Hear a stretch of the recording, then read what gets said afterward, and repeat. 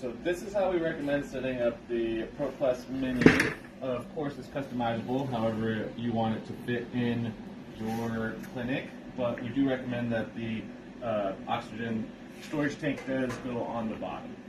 Once you've got your manifold unbundled, to connect your concentrators is as simple as getting a nice solid connection in that silicone line, and then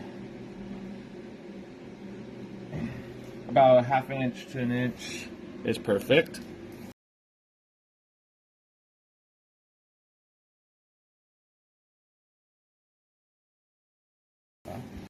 To connect the manifold to the back of the head box, it's as simple as pushing it in and filling that hitch. To remove it, you pull in that sleeve and pull out. You can see where the teeth go. Boom. To connect to the relay box, you just put a coax cable hand tightened on either one. They're interchangeable. Then make sure you plug in your concentrators, into the receptacles on the relay box. If you do want to set your relay box on the 20 tank, that's perfectly acceptable, although we do recommend mounting it to the wall or putting it on a shelf for more permanent placement. If you were to move the system and the relay box falls off, we don't want that to happen. Then you connect the coax from the relay box to the coax connection on the back of the head box, just hand tightened.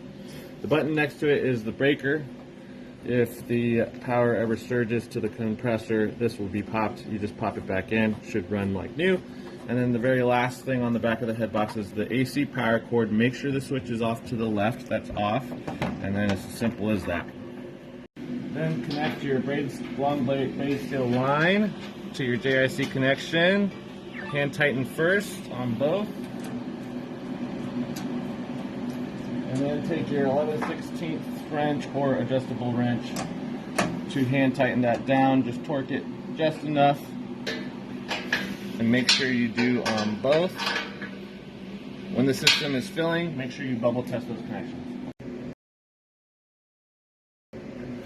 Inside, once you get it, you'll have labeled purity line and 2 exhaust lines. So the purity line is the one that's the most important. Make sure there'll be a hole in your padding. You string underneath and connect just like that other push connect fitting in the back there. You can connect and disconnect easily. Make sure that's a solid connection. When the system's filling, bubble test that too. And then you'll have 2 exhaust lines, and make sure you remove the paper labels from all of these before you run the system. We don't want any paper in here, but you could just string these down underneath loosely, wherever they may lie. Once you've got the notes taken out, you've got your exhaust lines in down there and your purity line hooked up correctly. You just close up your lid and put in your 3 headbox screws. And make sure that when you plug in your main, it goes into a dedicated 15 amp circuit, and your relay box must go in a dedicated 20 amp circuit, and our plug type is a NEMA L520.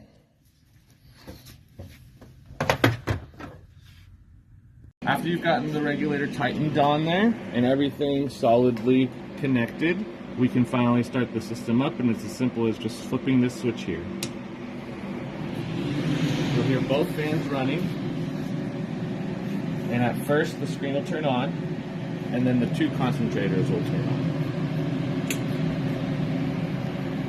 You'll see the balls go up slowly,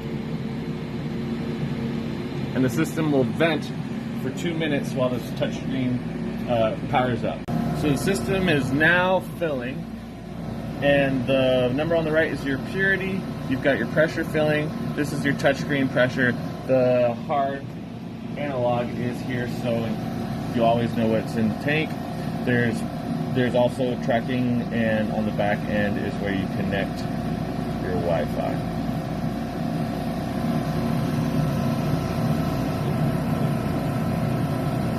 About to shut off because it will reach the high set point of 100 psi.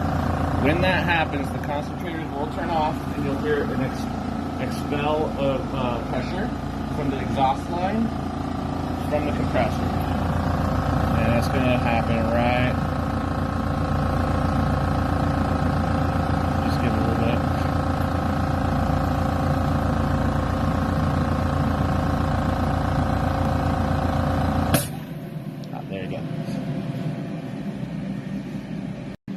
Once the system is full at 100 psi, after your first 2 or 3 fills to get the purity up above 90%, it's really simple to set your regulator to 50 psi on your lines. All you do is righty-tighty it and make sure that that dial hits 50 or 55 depending on your needs, and set it, forget it. So the system is on, but the compressor's not compressing. Why is that? Because the pressure's not at 55 psi yet.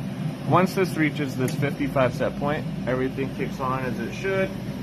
It refills itself and you have pressure building in your system. I want to make sure that this braided steel line is always monitored. It's under pressure at all times. So if and when you move the system, we always recommend you drain the tank down to 0 pressure. There are 2 locking wheels on the cart. Off means free, on means locked. We recommend always locking the 2. If you're going to move the system from its placement, make sure you turn it off and drain all the pressure out of the system.